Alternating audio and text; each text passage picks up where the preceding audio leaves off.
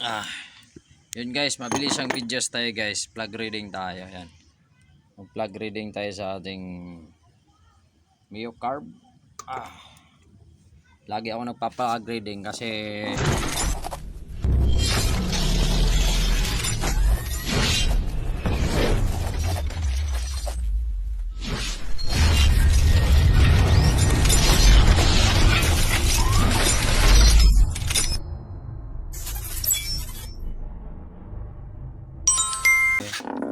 hirap ituno yung ating carb. Pero sharing ito, mahalaga to guys, ang plug reading. Dapat malaman nyo, mamonitor nyo. Lalo sa mga FI guys. Pag may kalumaan ng FI nyo, mga 7 to mga 7 years to 8 years, yan, mag-iingat na kayo. Marunong na dapat kayo para hindi siya mag-overhaul.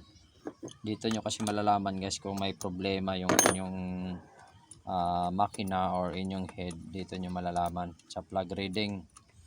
Kasi ang IPI guys, napakasilan guys.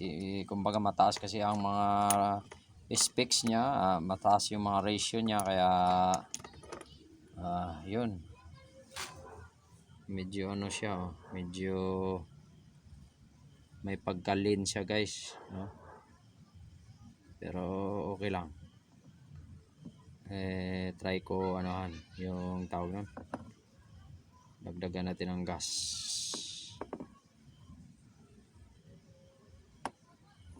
Pwede rin dagdagan siya ng gas, oh. Yan, medyo puti siya guys, pero okay lang pag dito. Dadagdagan natin siya ng gas bukas guys. Magdadagdag tayo konti. Ibig sabihin, yan, sa mga gustong mag-carb tuning, ibig sabihin guys, pwede kayo magtuno sa hangin o air mixture, or pwede rin kayo magtuno sa karayom guys, sa carb tuning kung okay naman yung main jet nyo. Sa akin kasi yung main jet natin medyo malaki na,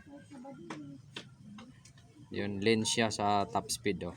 May back ride tayo kanina na medyo malaki, kaya yan, lalagyan natin ng konting basa guys, lawayan natin kasi Dulas na. Uy, kasi maglakad eh.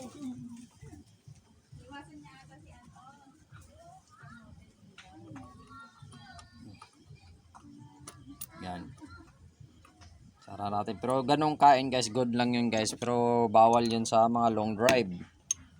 Yan, at yun ang ano natin kagabi guys, bawal yun long drive o yung walang hinto-hinto ba, mga 50 to 60 kilometers, hindi pwede yung ganong kain guys. Dapat ano siya, brown talaga siya. Yun, at yan lang. Yan lang mga guys, sharing ko lang sa inyo. At sasara na tayo. Di off na tayo. Na-stress tayo doon sa ano.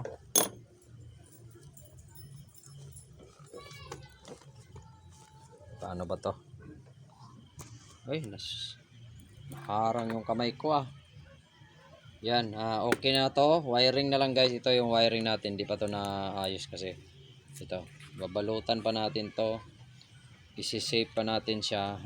Bala ko itutusok siya dito. May butas to dito guys Ito, may butas siya dyan para sa ating charger. Ito kasi pansamantala natin hindi nagalaw to. Yan. Hindi pa nagalaw yan. Sa pati yung busina, medyo magulo pang busina. Yan. Maraming nagsasabi, mga tropa, inaasar tayo, magulo para yung ating busina. Pero kahit magulo yan guys, kung kayo magdi-DIY guys, wag nyo naman hayaan kung may budget kayo guys. Mas maganda kung mabalutan nyo rin. Pero make sure guys na naka-fuse kayo. Kahit maraming ano dyan, at least alam nyo yung ginagawa nyo. Kasi sa DIY, nakakatipid ka, pero dapat alam mo yung ginagawa mo. Dapat may fuse ka talaga para hindi ka sa sunog. Mamaya sayang motor masunog. Kaya kahit ganyan yan, motor natin guys, bulok-bulok pero kompleto siya. May charger, busina, dapat kompleto. May hazards to guys, kaso pinatay ko may hazard nila. Yun lang mga guys, at thank you sa mga supporters natin at sa mga patuloy na nag-subscribe natin. Try natin gumawa pa ng maraming content dito sa motor natin kasi balak natin pag hindi ma-dispose yung motor na to ay try natin mag-upgrade tayo guys. Yan, abangan nyo guys, mag-comment kayo down below guys kung anong magandang motor na maganda pang hanap buhay. Pero ako dito guys, wala akong masabi dito guys, napakatibay ng motor na to. Kahit mga yung aftermarket, yung mga parts niya guys, napakatibay. Kaya wala akong masabi sa mga Mio carbs. Yan, kahit aftermarket ang ilagay mo, hindi siya ganun kasilan, matibay siya sa mga carb. Yun lang masasabi ko guys. At salamat sa inyong panunod. God bless. Agasisar Works, Agasisar Vlogs, Boss RC 2.0. Yan, save money, save time. Peace. Ano na lang guys, pa-follow at pa-subscribe na lang din ng aking YT channel guys, Agasisar Vlog. Thank you. Elabon, Chian Vlogs, thank you sa suporta. Thank you.